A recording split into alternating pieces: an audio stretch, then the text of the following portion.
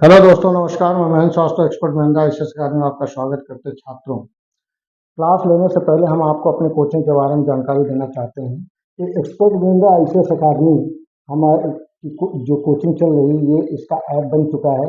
आप Google play store पर जा करके इसको इंस्टॉल करें और हमसे ऑनलाइन क्लासेस लें। आपकी जो मिनिमम फीस है और अधिकतम फीस है वो 199 रुपये है, जो पूरा कोर्स आपका कंप्लीट कराएगा। और फाउंडेशन कोर्स होगा, 6 से 7 महीने के अंदर आपका पूरा कंप्लीट हो जाएगा उनके एग्ज़ाम का।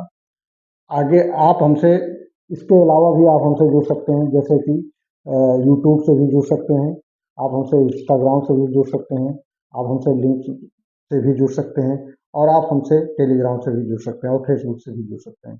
आगे क्रमशः आज हम आपको बताने जा रहे हैं, जिससे SSC, रेलवे और आपका टेट, सीटेट और लेखपाल, UPSI, इन सारी एग्ज़ामों में, इन सारी प्रतियोगी परीक्षाओं में इससे रिपीटेड क्वेश्चन आते हैं, बहुत आते हैं, बार बार क्वेश्चन इससे पूछे जाते हैं। जैसे कि विश्व के प्रमुख देशों की सांसदों के नाम जो है आपसे पूछे जाते हैं, सांसद के नाम दे दिया गया और पूछ दिया गया इनमें से इस देश के कौन सा देश का ये संसद है, इसका नाम है। आगे देश और संसद के नाम।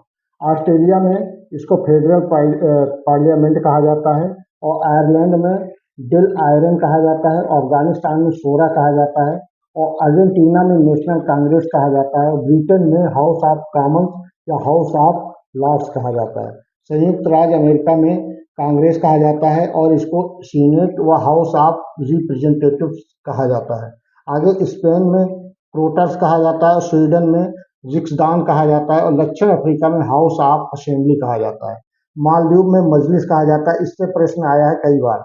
और मलेशिया में पार्लियामेंट कहा जाता है, और मिस्र में पीपुल्स असेंबली कहा जाता है। ईरान में मजलिस कहा जाता है, इससे भी प्रश्न आ सकता है, ईरान से संबंधित पूछा जा सकता है, क्योंकि इस समय ये युद्ध चल रहा है और अमेरिका और ईरान से युद्ध चल रहा है, इसलिए इससे प्रश्न पूछा जा सकता है। ईरान का जो है पार्लियामेंट का नाम बताइए, तो वो है मजलिस।